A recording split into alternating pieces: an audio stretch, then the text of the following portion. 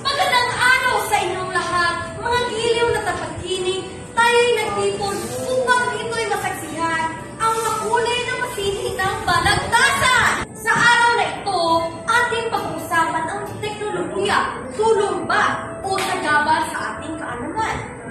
Narito ang dalawang akata na magkahalo sa makabagong tanong na dudulot ng pumupuro. Sa panig na tulong ang teknolohiya, naririto si Binibining Trish Isabel Kuskus ang ideya sa kabilang panig naman. Ang lalaban sa kabilang panig naman na nakakasagabal teknolohiya ay si Ginoong Don Marcos Sanora na may ibang pananaw sa paksa. Sa mundo ng kaalaman, teknolohiya ay kinukuha. Sa hirap ng aklat, sagot ay nasa harapan. Oo, sagot ay nasa screen. Ngunit saan ang disiplina? Araw-gabi na sa gadget. Nasaan ang pagbabasa? Ang atensyon ng estudyante matapatak na sa laro at social media. Oras na umutos pa.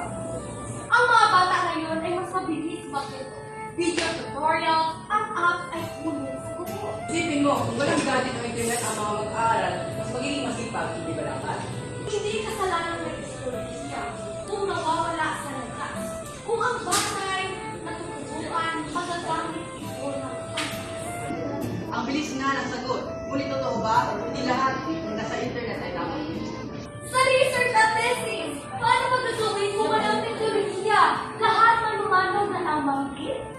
Huwag kalimutan, teknolohiya ay di abot ng lahat. Mawalang internet, paano ang bukas? Mga giliw na tagapakinig, narinig natin ang sagutan ng dalawang panig na unod ng talino at kahusayan. Teknolohiya ba'y tulong o balakid sa